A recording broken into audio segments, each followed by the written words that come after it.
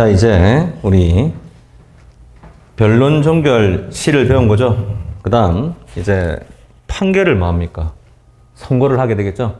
판결 선고. 자, 우리 판결 선고와 관련해서 아까 청구 인용이다, 기각이다 이렇게 판결을 선고를 이렇게 하게 될 것인데, 판결 선고를 하게 될 것인데, 이건 법전의 205조를 펴보시면 205조 판결은 선고로 효력이 생긴다고 나와 있어요. 205조 펴보면 판결은 선고로 효력이 생긴다고 나와 있죠. 그 효력에다가 기속력이라고 적어놔요. 기속력. 이걸 같은 말이 자기구속력, 그 다음 같은 말이 자박력이라고 그래요. 자박력. 스스로 묶어둔다고 해서 스스로 자자에다가 묶을 박자 해가지고 자박력이라고 그러거든요. 일단 적어놔요. 법전에다가 기속력이라고. 205조 조그만 글씨로. 그러면 이 기속력이 뭐냐? 판결법원이 스스로 당의 판결을 취소, 변경할 수 없는 효력을 말하거든요.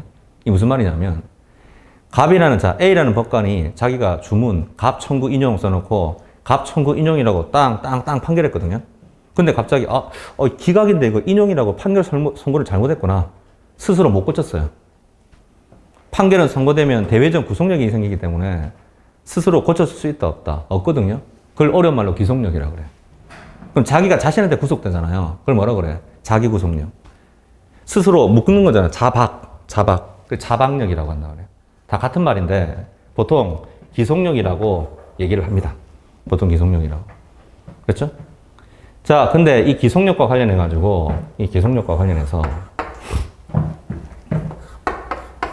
기속력이 배제되는 경우가 있거든요. 기속력이. 자, 우리 재판은 주체에 따른 분류에서 판결, 결정, 명령 이런 게 있거든요. 판결, 결정, 명령 이런 게 있는데, 일단 우리 법제화에서 판결은 무조건 기속력이 있어요. 기속력이 무조건 있다, 일단. 그래서 기속력이 배제되는 경우가 없어. 이게 무슨 말이냐? 방금 사안에서 A라는 법관이 갑 청구 인용이라고 판결을 선고했죠. A는 스스로 청구 인용을 기각으로 못 고쳐 쓴다고 그랬잖아, 제가. 근데 일본이나 독일은 가능하거든요. 일본, 독일은 변경 판결이라는 제도가 있어요. 스스로 고쳐 쓸 수가 있어요. 근데 우리나라는 변경 판결이라는 제도가 없어. 민소법에. 이런 제도를 채택하고 있지 않기 때문에 판결은 무조건 일단 기속력이 있어요. 그럼 당해 사안에서 갑 청구 인용이라고 썼잖아요. 판결이 선고됐잖아요. 그럼 그건 누가 취소해야 돼요? 누가 다시 써야 돼요? 항소심이죠. 그럼 항소해야 돼요, 그러면. 할 수 없어요. 그렇죠? 대신 판결 말고 결정이나 명령이란 것도 있단 말이에요. 결정, 명령. 자, 이건 결론만 얘기하면 일단 기속력이 없어요. 왜 없느냐? 446조 때문에 없거든요. 446조 한번 펴봐요.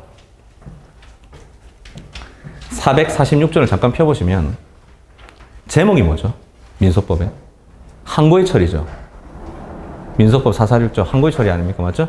근데 그거는 별칭이 있어요. 실무에서 446조는 제도의 고안이라고 그래요. 제도의 고안. 그래서 446조에다가 제도의 고안이라고 적어놔요. 446조 제목은 항고의 처리라고 나와 있는데 실무에서 우리 대법원 판례는 446조를 제도의 고안이라고 부른다니까? 그럼 말이 너무 어렵다, 맞죠? 제도의 고안. 이게 뭐냐? 이게 다시 제자야.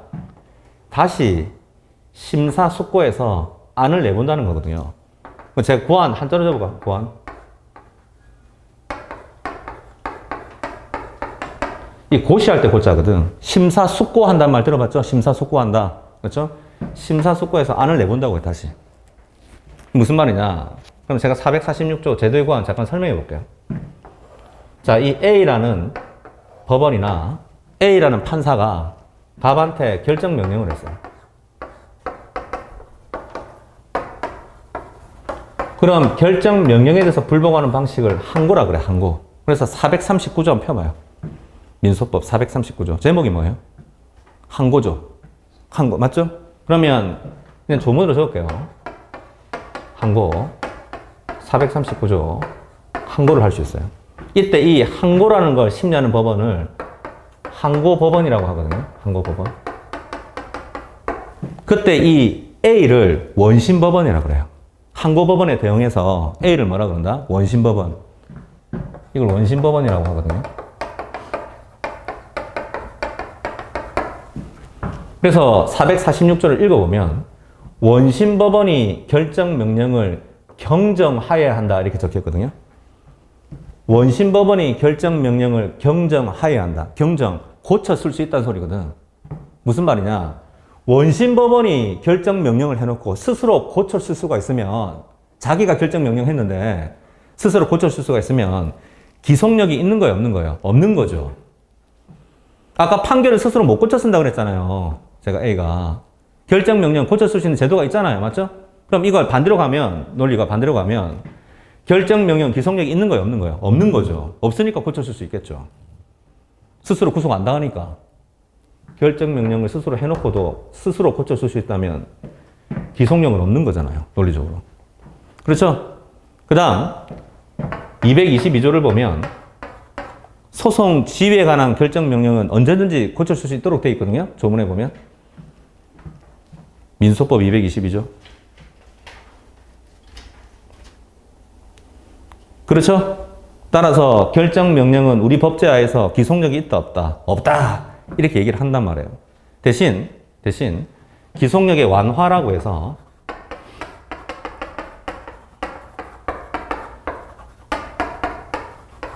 기속력의 완화. 그렇죠? 자, 이게 211조 제목이 뭐예요? 판결의 경정이죠. 211조 제목이 뭐예요? 판결의 경정이죠. 그 1항 읽어보면 잘못된 계산이나 기재, 즉 표현상의 잘못이라든지 계산 착오 이런 것들은 판결도 고쳐 쓸 수가 있거든요. 무슨 말이냐면 판결문에 이렇게 돼 있는 거예요. 주문에 값, 청구, 인용이라고 적혔어요. 인용. 이건 아마 인용의 오타 아닐까요? 인용의 오타. 그 다음 기익 돼 있네. 기익. 이거 점 하나 붙이면 기각이잖아. 이런 것들은 고쳐 쓸 수 있거든요. 표현상의 잘못. 그 다음 이유 부분에서 1 더하기 1은 얼마입니까? 2죠. 근데 1이라고 잘못 쓴 거예요. 이건 2로 고쳐 쓸 수 있어요. 맞죠? 명백한 계산 착오잖아. 이런 것들을 고쳐 쓰는 걸 뭐라 그래요? 판결의 경정이라고 그래요. 그래서 446조도 아까 경정이라는 표현을 썼고 211조 1항도 경정이라는 표현을 쓰고 있지만 경정의 뜻이 달라요. 446조의 경정은요.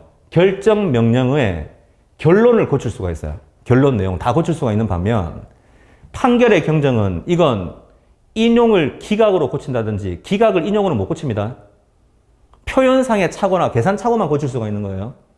그래서 여러분이 객관식을 친다면 446조의 경정과 211조 1항의 경정은 같은 의미다. 그러면 X거든, X. 이거. 다른 의미거든. 경정의 뜻이. 211조 1항의 경정은 한계가 있다는 소리죠. 그 다음, 이때 판결문은 어쨌든 이런 것들은 고칠 수가 있다면 스스로 판사가 기속력이 어떻게 돼 있는 거예요? 완화가 돼 있는 거죠. 완화가 돼 있는 거죠. 그러면서 제가 판결의 경정, 이거 별로 2차 시험에 중요하지 않지 않냐. 이거 안 나올 거다. 취소한다. 이번에 법무사 기출이다. 2차 시험에 나왔다. 2차 시험에. 판결의 경정에 대해서. 진짜 나왔어요. 판결의 경정이.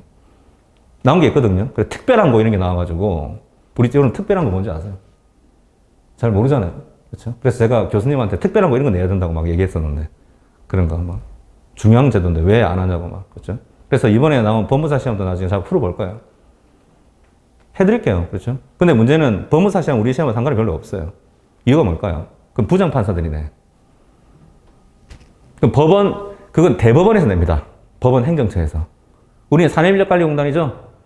맞잖아요. 그럼 법원 행정처에서 시험을 출제할 때 법원 행정고시 들어봤어요, 혹시? 법원 행정고시? 법원 행시? 5급 법원 행시? 그 2차 민소법이 있거든요, 2차에. 그 다음 법무사 시험 들어봤죠, 법무사. 그래도 2차 시험에 민소법 필수예요. 근데 이게 출제위원이 우리하고 달라. 대학 교수들이 들어가는 게 아니에요. 실무가들이 들어가서 내거든, 실무가들이. 그래서 거기를 철저하게 뭐 쓰겠어요? 판례 위주로 써야 돼요. 다. 학설 필요 별로 없다니까요. 학설 쓸 시간도 없고. 근데 우리는 누가 내요? 대학 교수들이 내죠. 학설 안 쓰면 안 됩니다. 점수 별로 없습니다. 생각보다. 진짜로.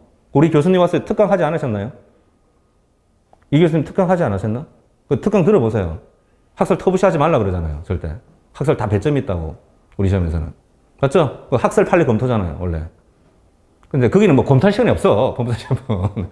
판례 위주로 쓰면 돼. 판례 위주로. 그렇죠? 시험 방식이 다르긴 하지만 우리 출제 그 대학 교수님도 법무사나 법원행심 문제는 보거든요. 진짜 본다니까요. 우리 저 교수님도 저번에 3년 전인가요, 저한테 법원행심 문제 그 문제 본 적 있냐고 그 답 이거 출제된 거 아냐고 막 저한테 물어보시더라고. 진짜 본다니까요, 교수들이 참전하기 때문에 알고는 있어야 되겠다. 자, 그래서 취소. 우리 2차 시험에 판결의 경쟁 별로 안 중요하다. 그 말 취소한다니까 내가. 2차 시험에 판결의 경쟁 공부합시다. 그 다음 제 책에 있어요. 당연히 있겠죠. 잘 돼 있어. 책에 답이 있어요. 그 법무사 문제에 대해서. 자, 그 다음 이제 이런 부분이 바로 기속력 파트예요. 기속력 파트. 그렇죠? 그 다음 이제 시험에 나올 수 있는 게 아까 판결의 경쟁 이런 거라고 그랬잖아. 맞죠? 제도의 고안. 근데 제도의 고안까지 나오면 아마 여러분 기절할 것 같은데, 그렇죠? 이런 거 2차 시험 나오면 기절할 것 같은데 제도의 고안이 뭔지도 모르겠는데, 그렇죠? 446조. 이런 거 약하잖아요. 그렇죠? 근데 사람이 이렇지 않아요? 이상하게 꼭 남들이 안 나온다 그러는데 혹시 나오면 어떡하지? 불안한 거 있잖아, 사람이. 공부하다 보면 1년 공부하다 보면 그래요, 이상하게. B급, C급이라 그러는데 혹시 나오면 어떡하냐. 그렇죠? 그래서 해드리긴 해드릴 거예요. 불안감을 없애버리면 되잖아, 그러면. 안 나오면 말고, 뭐 안 나오면. 맞죠? 나왔으면 남들 못 쓰는 거 내가 잘 쓰면 되는 거잖아. 그렇죠? 자, 그래서 이 부분 이제 지워도 되죠? 지워도 되겠습니다. 자, 그래서 이제 판결을 선고를 했어요.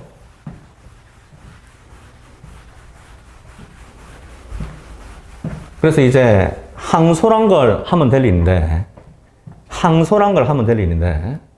자, 여기를 보면 가압 청구 인용이 나왔어요. 인용. 이건 누가 항소하면 돼요? 을이 항소하면 되는 거죠. 자, 을은 항소장, 그렇죠? 항소 기간은 몇 주라고 그랬어요, 아까? 2주라고 그랬죠. 자, 그러면 이 판결문이 송달되겠죠? 누구한테? 갑하고 을한테. 근데 갑은 항소에 이익이 없고 누구한테 있어요? 을한테 있잖아요. 그렇죠? 210조 2항을 한번 펴보세요. 210조 2항, 민소법에. 판결서는 어떻게 송달해요? 정본으로 송달하죠. 외우세요. 판결서는 뭐로 송달한다? 정본. 정본이 뭐예요? 정본이 뭡니까? 답안 적을 때. 어떻게 적어야 돼요? 복사한 거예요? 그렇게 적으면 안 되는데? 핵심이 있는데, 핵심 단어. 원본에 갈음하는 효력이 있는 사본을 정본이라고 합니다. 원본에 갈음하는 효력이 있는 사본을 뭐라 그런다? 정본. 복사본이긴 복사본인데 원본에 갈음해. 그러니까 무슨 말이냐? 원본을 송달하면 안 되죠. 원본은 법원이 갖고 있어야지. 복사했죠? 거기 도장 찍혀 있어요. 네모 도장. 네모로 딱 돼 있어. 빨간색으로. 이 문서는 정본임을 증명합니다. 법원 주사본 누구 이렇게 적혀 있거든요, 실제로. 그럼 이제 정본이에요. 그러면 갑이나 을이 이걸 송달받았죠. 그럼 효과가 뭘 송달받는 거하고 똑같아요. 원본 송달받는 거하고 똑같아요. 갈음이니까. 그게 보통의 사본하고 다르다고요. 복사본하고. 이해가 됐죠? 이거 사본 받아도 뭐 송달받은 거예요? 원본 송달받은 거예요, 효과가. 그걸 뭐라 그래요? 정본이라고 한다, 정본. 이해가 됩니까? 이제 객관식 시험 하나 내볼까요? 그러면 판결서는 정본으로 송달하라 그랬죠. 판결서에 준하는 게 뭐겠어요? 제가 저번 시간 배운 거 있는데. 포기인낙화예요. 220조 펴보면 확정 판결하고 동일한 효력이 있잖아요. 맞죠? 포기인낙화의 조서는 정본으로 송달한다. OX. 오야! 실무에서. 판결서에 준하잖아요. 그렇겠죠? 뭐 이런 거 가르치고 있으면 객관식이야, 이제. 객관식이 나오거든요, 시험에, 진짜로. 민소법. 그렇겠죠? 근데 2차는 뭐, 그냥 정본으로 송달한다 알고 있으면 되는 거 아니에요? 그렇죠? 그 다음, 정본으로 송달했죠? 송달 받았어요. 그럼 을은 이제 항소기간 어떻게 돼요? 2주. 그게 396조잖아요. 조문표 보면. 판결서를 송달받은 날로부터 2주죠? 선고 있은 날로부터 2주 아닙니다. 판결서를 송달을 실제로 받은 날로부터 몇 주예요? 2주라는 거예요. 2주 14일. 그 다음 2항 보니까 1항 기간은 무슨 기간으로 한다? 불변기간. 나중에 제가 설명할 거고. 그렇죠? 그러면 의뢰 입장에서는 항소장을 제출해야죠. 맞죠? 항소장 몇 심법원에 제출하는 겁니까? 1심 법원이죠. 1심이잖아. 397조 1항에 있어. 397조 1항에 조문이 있다니까요. 맞죠? 그 397조 1항을 뭐라 불러요? 학자들은. 원심법원 제출주의. 1심 법원에 제출하는 거잖아요. 맞죠? 397조 1항 옆에다가 조그맣게 원심법원 제출주의라고 하는 거죠, 이걸.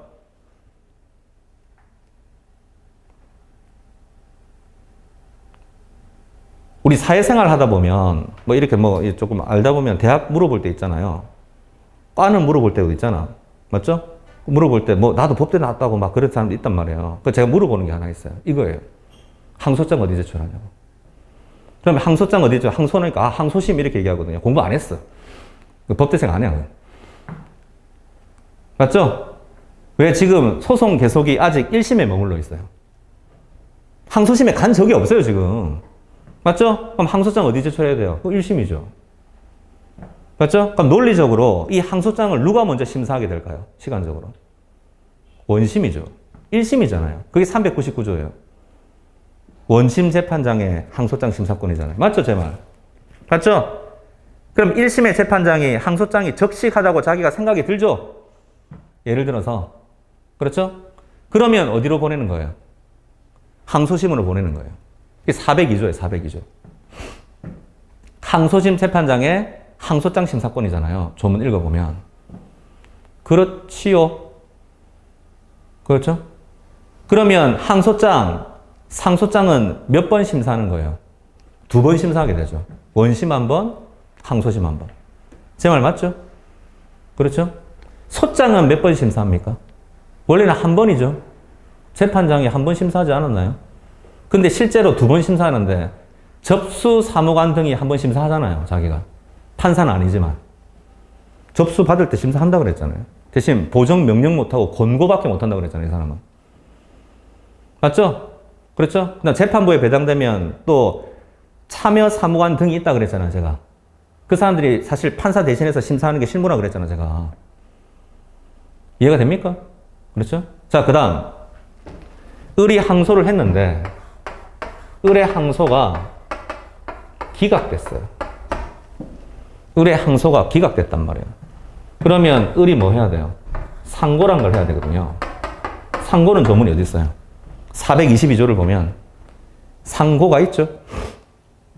422조를 보면 상고가 있죠. 그렇죠?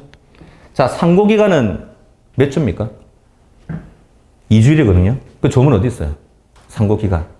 조문 어디 있어요? 조문 말씀 주시면 제가 10,000원 줄게요. 어디 있어요? 425조 있습니다. 425조가 396조를 준용합니다. 그렇죠? 제가 빨리 말한 건 10,000원 안 주려고. 그렇죠? 425조가 396조를 준용합니다. 그렇죠? 무슨 말이냐? 앞으로 공부하실 때 항소심 절차에서는 규정이 있는데 상고심 절차에서 규정이 없죠. 규정이 없는 게 아니에요. 425조가 제2절 항소심을 통으로 다 준용해요. 그냥. 됐죠? 그러면 상고기간 몇 주예요? 2주. 항소심 판결 송달받은 날부터 몇 주예요? 2주가 되는 거예요. 그 다음 상고장 몇 심법원에 제출해요? 2심법원이죠. 원심법원 제출주의. 425조 콤마 397조 1항 이렇게 되겠죠. 준용하니까. 맞죠? 그러면 우리 상고장을 항소심법원에 냈죠? 그러면 상고장 처음 받는 사람이 누구예요? 항소심의 재판장이죠. 2심의 재판장. 그게 몇 조예요? 425조가 399조를 준용하니까. 그렇죠? 그러면 상고장이 적시가죠? 대법원으로 보내겠죠? 그럼 대법관들이 또 심사할 거 아니야? 대법관들이. 그게 몇 조인데요? 402조. 425조가 402조를 준용하잖아. 그렇죠? 특히 민소법 2차 사라는 사람의 특징이 뭔지 아세요? 2차. 잘 쓰는 사람 특징. 법 답안 잘 써. 준용 조문을 잘 써. 준용 조문을 잘 쓰는 사람들이 2차 잘하는 사람들이다. 그거. 준용 조문 어디 있는가 다 안단 말이에요. 정확하게 잘 써요. 맞죠? 그럼 상고가 시험에 나왔어요. 예를 들어서 상고기간 2주라고 적겠죠? 어떻게 적는 거? 가로하고 425조 콤마 몇 조? 396조 이렇게 적어야 되거든. 잘 맞잖아요. 그렇죠? 425조가 의외로 중요한 조문입니다. 425조가 의외로 중요한 조문이에요, 그거. 그렇죠? 이해가 되셨죠? 그렇죠? 자, 그 다음. 을이 아까 항소장을 몇 신법원에 제출한다고 그랬어요? 1신법원에 제출한다고 그랬죠? 아까 몇 조예요? 399조죠. 399조. 그렇죠? 아까 397조 1항이잖아요. 397조 1항. 거기 을이 1신법원에 제출했죠. 그때 항소장을 누가 심사해요? 원심 재판장. 1심의 재판장이 심사한다 그랬죠? 그러면 399조 1항이잖아요. 조문에 보면. 자, 근데 이게 항소장이 2주가 지나가지고 제출이 된 거야. 항소 기간을 넘긴 거예요. 그러면 항소심 재판장은 원심 1심의 재판장은 어떻게 해야 돼요? 자, 399조 2항 3항 읽어보면 399조 2항 3항 읽어보시면 이때는 항소장 각하 명령합니다. 항소기간 넘긴 게 분명하죠? 그럼 항소장 뭐 해야 돼요? 각하 명령하잖아요. 근데 각하 명령 안 해버린 거예요. 항소기간 지나서 제출됐는데 모르고. 그럼 소송 서류를 전부 다 항소심으로 이동시키겠죠? 그러면 항소장 또 항소심의 재판장이 또 심사한다 그랬잖아. 항소심 재판장이. 그게 몇 조야 아까? 402조. 근데 항소심 재판장은 이 항소기간이 도과돼가지고 항소장이 제출된지 알았어요. 자기는. 맞죠? 그럼 402조 다시 2항 3항 읽어보면 어떻게 해야 돼요? 항소장 각하 명령해야 되죠? 항소장 각하 명령해야 되죠? 그렇죠? 이거 우리 시험 나왔습니다. 3년 전에. 그래서 법원은 이때 항소심은 무슨 재판해야 되는가 이렇게 나왔거든요. 답이 뭐예요? 항소장 각하 명령을 해야 돼요. 맞죠? 근데 대부분이 다 어떻게 적었을까? 항소 각하 판결해야 된다 적었어. 전부 다. 부적법 하잖아요. 항소가. 항소 각하 판결해야 된다 다 적었거든. 맞죠? 다 빵점. 조문 모른다고. 채점평에 나와 있어. 조문 모른다고. 조문이 있잖아. 조문이 그냥. 항소장 각하 명령한다고. 그렇죠? 그렇죠?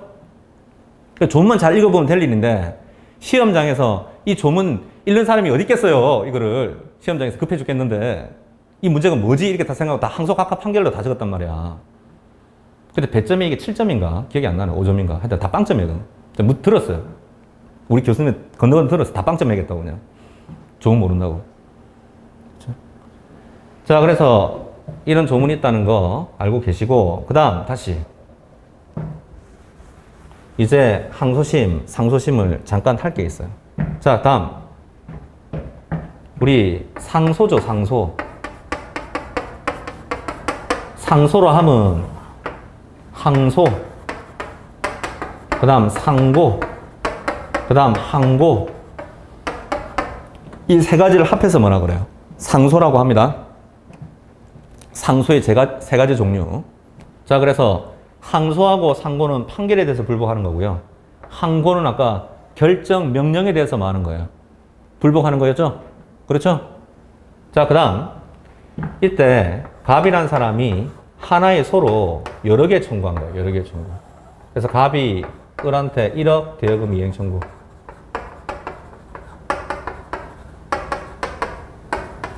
그 다음 갑이 을한테 1억 매매대금 지급 청구를 했어요.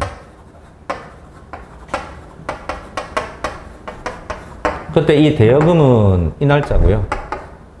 매매대금은 이 날짜라고 해볼게요. 그렇죠?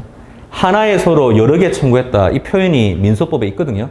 그게 253조 펴보면 우리 민사소송법 253조를 펴보시면 하나의 소로 여러 개 청구한다고 나와 있잖아요. 있어요? 맞죠? 제목이 뭐예요? 소위 객관적 병합이죠. 병합이 뭡니까? 공부하신 분들. 공부했잖아요. 그래도 조금. 소송물 2개 이상을 병합이라 그러거든. 간단해요. 소송물의 복수. 소송물 2개 이상을 뭐라고 그래요? 병합. 그럼 소송물이 1개인지 2개인지 어떻게 식별할래요? 어떻게 구분하실래요? 견해가 대립되죠. 실컷 배웠을 건데. 구이론, 신이론. 신이론은 이지설, 일지설 뭐 이런 것들 배웠을 거 아니겠어요? 일단 대법원 판례는 구소속물 이론 입장이죠. 구이론은 좀 무식하게 얘기하면 민법상 조문이 달라지면 소속물이 다르다는 얘기잖아요. 그럼 지금 대여금은 어디 있어요? 민법에. 598조. 매매 대금은 어디 있어요? 민법에. 563조 있거든요. 매매. 찾아보면. 민법 있어요. 법전에. 법전에 있다니까. 찾아보면. 맞죠? 그럼 조문이 다르니까 소속물이 몇 개예요? 2개. 일단 판례에 따르면 2개예요. 그 다음 이지설에 따르면 사실관계가 다르죠. 소속물 몇 개예요? 2개. 이렇게 되고. 일지설 따를 때도 이건 금전지급 청구기 때문에 예외적으로 사실관계 고려해야 되거든. 예외적으로 고려해야 돼요. 일지설은. 금전지급 청구, 대체물 인도는 또. 그럼 사실관계 다르잖아요. 소속물 몇 개예요? 2개. 그럼 어느 소속물 인원에 따르든 뭐예요? 병합이에요. 이렇게 나와야 돼. 2차 답안지에서는. 그냥 병합이다 바로 쓰면 안 돼. 절대. 왜 병합인지부터 써줘야 돼. 2차 시험에서는. 그래서 잊지 말자 소속물 이론이에요. 우리 민소법에 철칙이 하나 있어. 2차 시험에서. 잊지 말자 소속물 이론이야. 1차는 상관이 없어. 1차는 무조건 구이론으로 생각하면 되거든, 무조건. 1차는. 근데 우리 2차 시험이잖아요. 그 다음, 더 웃긴 게, 우리 채점하는 교수들 있죠. 채점하는 교수님들. 구이론을 지지하는 사람이 없어요. 학계에 없단 말이야, 학계에. 아예. 다 돌아가셨어. 구이론 지지하는 분들은. 실무가들이나 지지할까. 채점하는 사람 대학 교수라고 그랬잖아요, 전부 다. 그래서 이분들은 다수 견해가 이지설이 이지설. 우리나라 민소법 학계 통설이야, 지금. 거의 다수설. 그 다음, 우리 민소법의 대가가 누구예요? 이시훈 교수죠. 이시훈 교수는 또 일지설이야. 혼자 소수를 주장하셨 또. 그래서 이거 도대체 뭘 취해야 되냐? 이게 문제가 많단 말이에요, 이게 도대체. 우리나라 실무는 구이론이고, 학계 다수설은 또 이지설이고, 대가는 또 일지설 주장하시고, 뭐. 그러니까. 중구난방인데, 나중에 여러분이 지지하는 하나를 견해를 만들어야 돼요. 만들어서 한 5줄 정도 답안지에. 무조건 소속물 이론이 문제되면 나 이만큼만 딱 적겠다. 그게 있어야 됐다. 그러니까 구이론이면 구이론, 이지설이면 이지설 하는 식으로 딱 지지하는 견해가 딱 하나 있어야 돼. 그래서 그 기계적으로 쓰지. 그 다음 포섭시켜가지고 답안지 쓸 거 아니야, 자기가. 이해가 됐죠? 그렇죠? 그렇게 하도록 제가 나중에 말씀을 드릴 거고. 그럼 어쨌든 이건 이렇게 다 병합이 되는데, 문제는 이 대여금하고 매매대금은 사람만 다르다 뿐이지, 그렇죠? 사람만 같다 뿐이지, 아무 관련성이 없죠. 사람만 같은 거지, 대여하고 매매하고 무슨 관련성이 있어요? 관련성 없죠. 이걸 무슨 병합이라고 배웠어요? 단순 병합. 단순 병합이잖아. 그렇죠? 그 다음 여러분 배웠을 게 선택적 병합, 예비적 병합, 이런 말 들어봤을 건데. 기본 강의 들었으면. 맞죠? 그럼 이건 단순 병합이거든요. 사람만 같다 뿐이지 서로 아무 관련성이 없잖아, 대여하고 매매는. 맞죠? 근데 법관의 심리를 해보니까 이건 기각이고요. 이건 인용이 나온 거예요. 그래서 주문에서 하나는 기각하고 하나는 인용한 거죠. 이렇게 했어요. 여러분 법전으로 200조 한 펴봐요. 200조.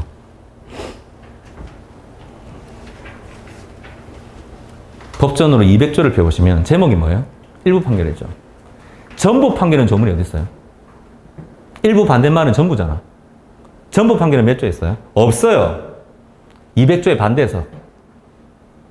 200조를 반대로 해석하면 전부 판결이죠? 그렇죠? 그럼 퀴즈. 하나의 서로 여러 개 청구했죠? 전부에 대해서 심리를 다 맞췄잖아. 하나의 서로 여러 개 청구했는데 전부의 심리를 다 맞췄잖아요, 지금. 판결했잖아요. 자, 이거 전부 판결 1개예요, 2개예요? 이 전부 판결 1개입니까, 2개입니까? 자, 전부 판결 1개다. 손 들어봐, 나. 전부 판결 1개 같다. 아니다. 전부 판결 2개 같다, 2개. 소속물이 2개니까. 전부 판결 2개 같다. 자, 다시. 3개는 없어. 자, 전부 판결 1개 같다. 손 들어봐. 나 1개다, 이거. 아니다. 전부 판결 2개 같다. 손 들어봐. 2개. 상관없어요. 자기 생각이니까. 맞죠? 자, 이렇게 견해가 대립돼요. 실제로. 견해가 대립이 있어. 근데 현재 우리나라 통설 판례는 전부 판결 1개로 봐요. 2개로 보는 분은 돌아가셨어요. 예전에. 지금 주장하는 분이 이제 없다고요. 무슨 말이냐? 200조 2항을 잘 읽어보면 200조 2항. 자, 하나의 심리를 마친 경우를 1항을 준용하니까 일부 판결이라고 했죠? 여러 개 청구 가운데 하나의 심리를 마쳤으면 일부 판결이 되어 있는 거잖아요. 2항이 1항 준용하니까. 맞죠? 그럼 반대 해석으로 200조 2항을 반대로 해석하면 여러 개 청구에 대해서 심리를 다 마쳤잖아요. 그럼 무슨 판결이라고 봐야 돼요? 전부 판결이죠. 소송물이 2개니까 전부 판결이 2개라고 생각하신 분이 있었거든요. 실제로. 그 김홍규 교수님. 저번에 우리 지도 교수님 오셔가지고 특강했잖아요. 이 교수님. 특강했잖아요. 이 교수님의 스승. 김홍규 교수님. 근데 제대로 돌아가셨어요. 무슨 말이냐? 이게 차이점이 큰가요? 커요. 무슨 말이냐? 이걸 전부 판결로 한 개로 보면 갑이 여기만 항소할 수 있거든요. 갑은 인용인데 항소에 이익이 없잖아요. 어차피. 그럼 여기만 찍어서 항소할 수밖에 없는 거지. 이건 자기가 이겼는데 무슨 항소예요? 그렇죠? 갑이 여기만 항소해도 항소의 효력은 전부 판결 전체 다 미쳐야 되거든. 그럼 지금 제가 전부 판결 몇 개라고 그랬어요? 지금? 1개. 그럼 다 미쳐야죠. 그러면 갑은 이 부분에 항소 안 했지만 이 부분에도 항소 효과가 미쳐요? 안 미쳐요? 미쳐요. 그럼 이건 2심 되는 건 당연한데, 항소심으로 신급이 이동되는 건 당연한데, 이 부분도 어떻게 돼요? 2심 돼요. 이것도 2심 되는 거예요. 그렇죠? 이걸 뭐라 그래요? 항소 불가분의 원칙. 항소 불가분의 원칙. 들어본 적 있을 건데. 항소 불가분. 그렇죠?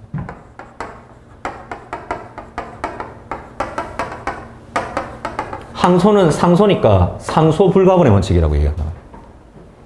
상소 불가분의 원칙은 조문입니까? 해석론입니까? 해석론이야. 조문이 아니에요. 전부 판결을 한 개로 해석했으니까 이렇게 되지.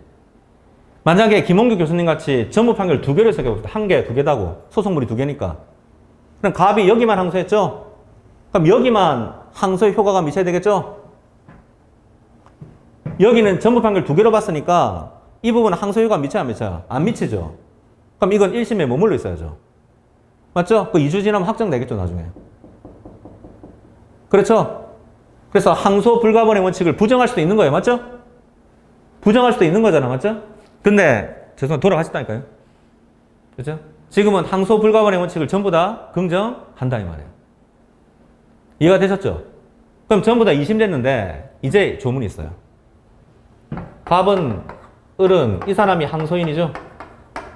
그럼 을을 뭐라 불러요? 피항소인. 항소 당한 사람. 이렇게 부른단 말이야. 그래서 415조 한번 펴봐요. 415조. 그 항소심의 심판 범위와 관련해서 415조. 그 다음 407조 펴봐요. 407조. 415조하고 407조는 동일한 취지인데, 자, 415조, 407조를 보니까 갑이 항소한 부분은 어느 부분이에요? 이 부분이죠, 이 부분. 그럼 여기만 심리해야 돼. 항소심은 여기만 심판 대상이에요. 이 부분을 심판하면 돼요, 안 돼요? 안 돼요.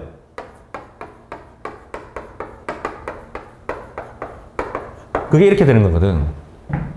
맞죠? 이때 우리 학자들은 닉네임을 붙여줬죠? 이름을. 이걸 뭐라 그래요? 불이익 변경 금지 원칙.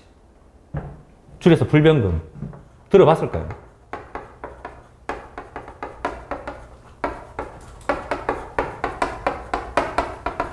수험가에서는 불, 변, 금 뭐 이렇게 얘기하죠? 왜?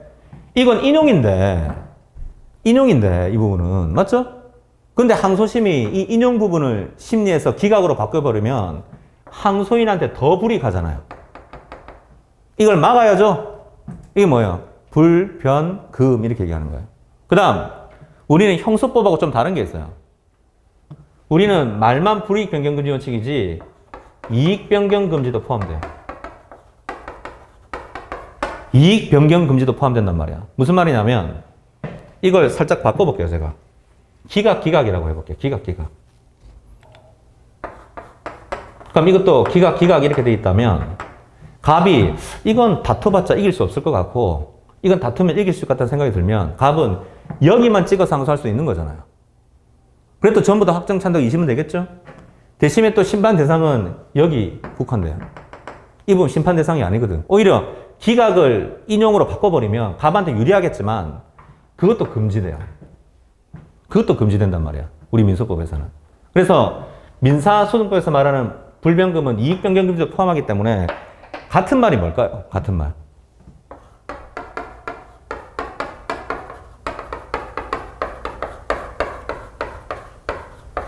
처분권주의다. 항소심에서의 처분권주의를 뭐라 그래요? 불변금이라고 그래요. 갑이 어느 부분만 항소했어요? 여기만 항소했죠? 여기만 처분했잖아요. 갑이. 맞죠? 그러면 그게 이익이든 불이익이든 여기만 심리하세요. 여기만 심리하면 되는 거예요. 그래서 나중에 처분권주의라는 게 적용되지 않는 특수소송이라는 게 있단 말이에요. 처분권주의가 적용되지 않는 특수소송. 그렇죠? 그건 뭐도 적용하지 안 될까요? 불변금도 적용이 없어요. 그래서 여러분 공부하신 중에 형식적 형성소송이라는 거 배운 적이 있을까요? 기모강의 들었을 때. 맞죠? 공유물 분할 청구 소송, 경계 확정 소송, 불을 정하는 소송, 지료 결정 청구 뭐 이런 식으로.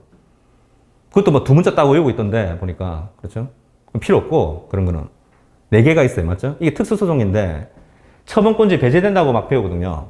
그럼 이게 적용 안 되면 뭐도 배제돼야 돼요? 불변금도 배제돼야지. 같은 말인데. 그렇죠? 그렇지 않습니까? 그렇죠. 자, 그래서 이런 부분 등이 있는 거고 그 다음 다시 이걸 다시 인용으로 바꿔볼게요. 인용.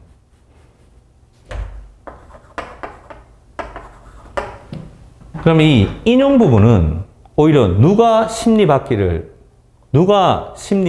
좋아할까요? 누가 심리받기를 바랄까? 이 부분, 인용 부분. 을이지, 을. 을은 인용이 진 거잖아, 자기는. 맞죠? 그럼 피항소인이 항소인을 항소에 편성해가지고 심판 대상을 넓히겠다. 이걸 뭐라 그래요? 부대항소. 403조를 펴보시면 403조가 뭐죠? 제목이? 부대항소. 그럼 이게 부대항소가 적법하다면 그렇죠? 이 부분을 법관은 심리할 수가 있는 거죠. 그럼 부대항소의 효과는 어떻게 돼요? 효과. 불변금의 배제. 심판 대상이 늘어났으니까 불변금 깨트리는 거 아닙니까? 맞죠? 불이익 변경금 원칙을 깨트리기 위해서는 을의 입장, 피항소인 입장에서 뭐 하면 돼요? 부대항소 하면 되잖아요. 이해가 되십니까? 그렇죠? 그러면 잘 보시면 상소 불가분의 원칙, 불이익 변경금 원칙, 부대항소 이건 한 세트네 그냥 이어질 때. 그렇지 않습니까?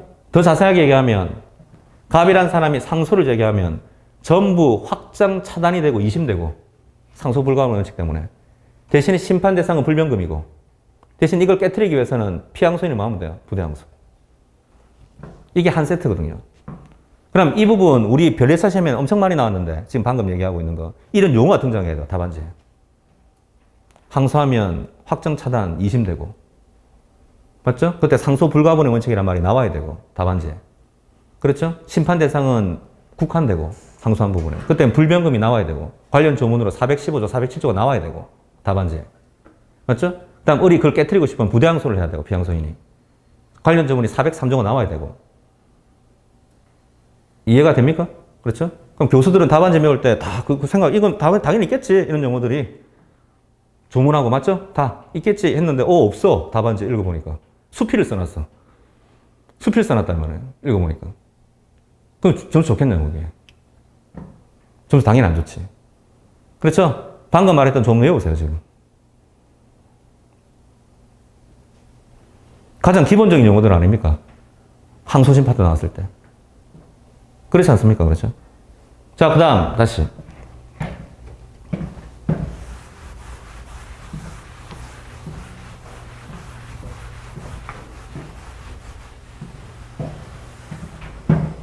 그럼 판결 선고하면 이제 스스로 구속받기 때문에 기속력이라는 게 생겼죠?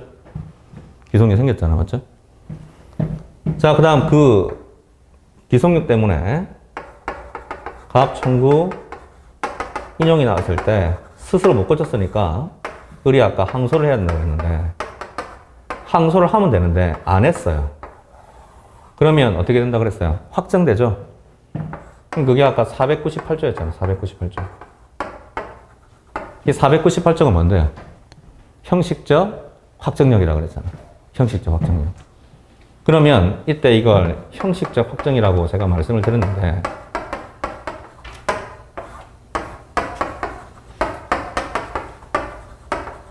이 형식적 확정력의 뜻은 어떻게 될까요? 뜻.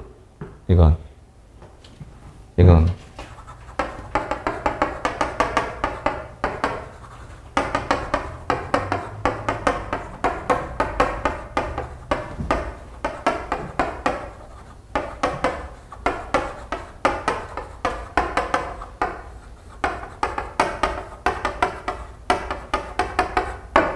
당사자가 통상 보통의 불복 방법으로 불복할 수 없는 상태를 말합니다. 왜? 상소기간 2주가 지나버렸기 때문에 상소를 더 이상 할 수가 없죠. 그 상태를 뭐라 그래요? 형식적 확정력이라 그러고 이걸 답안지에 쓸 수 있어야 돼요. 2차 시험이기 때문에. 됐죠? 대신 반대로 뒤집으면 비상의 불복 방법으로는 불복이 가능하겠네. 비상 불복 방법으로는 형식 확정력을 깨트릴 수 있겠네요. 맞죠? 그 비상 구제 절차가 여러분 아시는 거 뭐예요? 누구나 아는 게. 재심. 재심 모르는 사람 내가 못 본 것 같은데? 재심. 재심 어디 있어요? 조문이.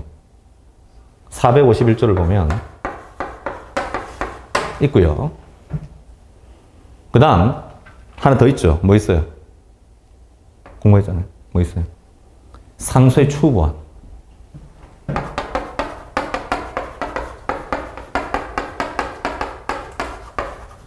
상소 추후보완을 하겠단 말이야. 이게 173조에 있거든요. 일단 재심은 보통 잘 알아요. 뭐 확정 판결 깨트린다. 영화도 재심도 있고 그렇죠? 영화 제목이 재심 있는 게 있잖아. 근데 그건 형사소송입니다. 형사소송. 그 재심이라는 영화가 있어요. 실제로. 형사소송이고 지금 민사소송 하는 거잖아. 맞죠? 상소의 추후보완. 이걸 처음에 도대체 이게 뭐지? 이렇게 하는 분이 있단 말이에요. 자, 추후보완 항소라고도 볼 수 있는 거죠. 항소는 상소, 상소는 항소 이렇게 되는 거니까 항소의 추후보완 또는 추후보완 뭐예요? 항소 이렇게 되는 거잖아요. 추후보완 항소, 추후보완 상소. 조문이 173조에 있다고 그랬죠. 왜? 제목이 소송행위의 추후보완이죠. 물어봅니다. 항소는 소송행위입니까? 소송행위잖아요. 항소 소송행위 맞잖아요. 그렇죠? 그러면 이 추후보완행위 과연 뭐냐? 읽어보니까 불변기간이라고 나와있네. 173조에서. 그럼 396조 한번 펴봐요. 396조를 펴보시면 2항 보니까 1항 기간은 무슨 기간으로 한다? 불변기간이라고 한다고 되어 있죠? 맞죠? 그럼 이렇게 되는 거예요. 아까 제가 갑 청구 인용이 나왔다고 그랬잖아요. 갑 청구 인용 판결을 을이 송달을 받았거든요. 그럼 송달 받고 났고 2주 안에 뭐 하면 돼요? 항소장. 항소장을 몇 심법원에 제출해야 돼? 1심법원. 근데 1심법원이 지진으로 없어졌어요. 1심법원이 지진으로 없어져 버렸어요. 그럼 우리 항소를 어떻게 해요? 그래도 2주가 지나면 확정되는 거잖아요. 맞죠? 그 다음 지진이 10년 동안 계속되고 있어요. 지진이 10년 동안. 이제 지진이 멈췄어요. 이제 1심 법원을 지었습니다. 다시. 그럼 그때부터 2주 안에 항소하면 돼요. 을은 그때부터 2주 안에 뭐 하면 돼요? 항소하면 돼요. 그게 173조예요. 그게. 그렇죠? 소송 장애 사유가 종료한 날로부터 2주 안에 하면 되고 물어봅니다. 이때 지진은 천재지변이죠. 천재지변. 이건 을한테 귀책 사유가 있어요? 없어요? 없죠? 맞죠? 불귀책 사유. 을한테 귀책 사유가 없잖아요. 전혀. 이때 뭐 할 수 있어요? 항소의 추후보완. 추후보완 항소할 수 있는 거예요. 맞죠? 그럼 방금 이 사안에서 을은 어쨌든 판결이 확정됐으니까 재심 될까요? 재심 안 돼요. 456조 펴보면 재심은 기간이 있어요.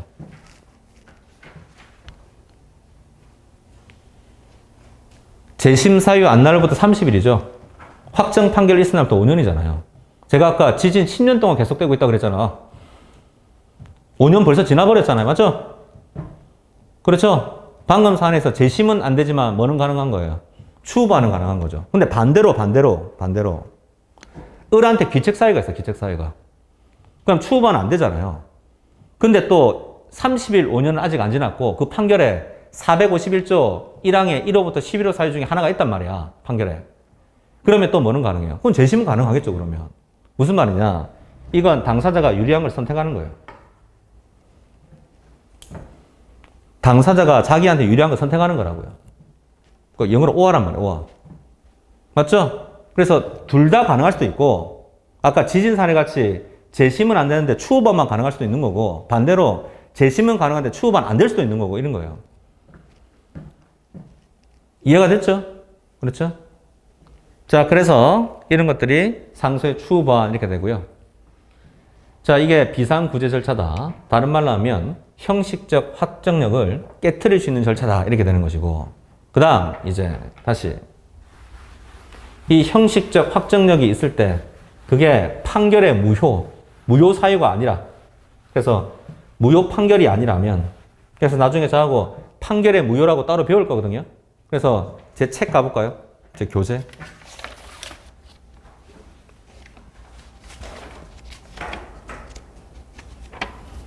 제 교재 잠깐 보시면 판결의 무효가 있어요. 여기 보면 그 357페이지. 테마 93번으로 돼 있네. 357페이지. 판결의 무효 나와 있나요? 357페이지. 357페이지. 판결의 무효 있어요? 거기 오른쪽에 보면 아라비아스 이분목차로 예가 나와 있어요. 예를 보면 동그라미 1번부터 7번까지 있나요? 맞죠? 이거 7가지 사유라 그러는데 이 사유 제외하면 판결은 무효가 안 돼요, 일단은. 나중에 이 무효 사유 알아야 돼요. 어떤 게 무효가 되는지. 그러면 보통 보면 무효가 안 되는 게 원칙이에요. 이 7가지는 예외가 되겠죠, 그러면. 맞죠? 그럼 보통 보면 그 판결은 유효할 거 아니에요. 보통 보면 유효하단 말이에요. 맞죠? 그러면 그게 유효한 판결이라면 이제 아까 제가 실질적 확정력이 생긴다고 그랬잖아요.